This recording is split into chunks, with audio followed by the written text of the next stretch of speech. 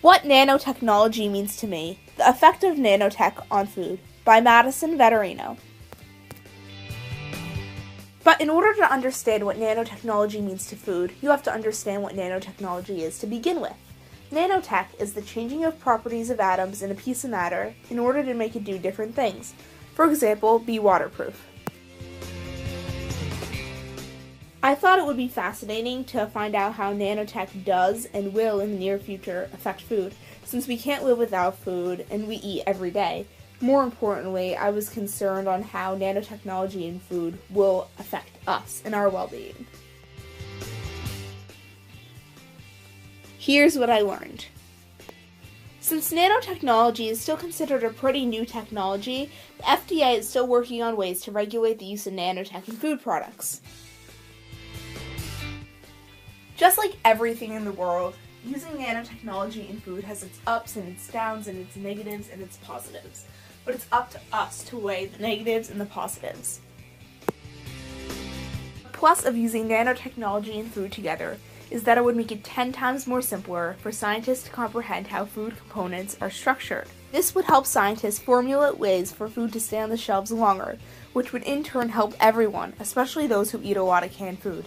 Additionally, it can also help make food much safer.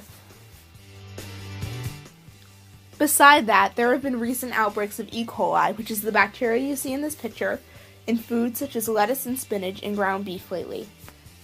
Nanotech could be used to ensure food safety and help keep a plant clean. Scientists are using a type of nanoparticle called silicate to build a barrier to gases in a film made of plastic. This is actually used to package food with, and this research can mean endless things. Using this type of nanoparticles in packaging food, the chances of food spoiling are much lower.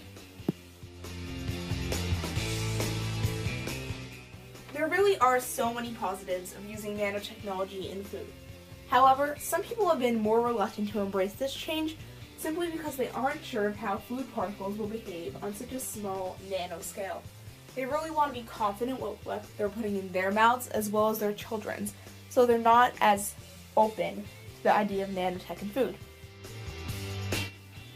Additionally, there have been reports from the Institute of Food Science and Technology that nanoparticles may affect toxicity, which should definitely be looked into. The reason I'm fascinated with nanotechnology in food is because it's eventually going to take over the food industry, just like so many others. If food works out well, if another one works out well, then it's going to slowly weave its way into all the other industries too, until it transforms all aspects of our life. So I think it's really interesting to get to know nanotechnology before it really blows up. And I really thought it was interesting to research how it affects the human body and how they're still learning things about it, and how nanotechnology, there's still a lot to go, but they have a pretty good grip on what's going to happen, and that's basically what nanotechnology means to me, and that's why I'm interested in it. Thank you for watching, and have a wonderful day.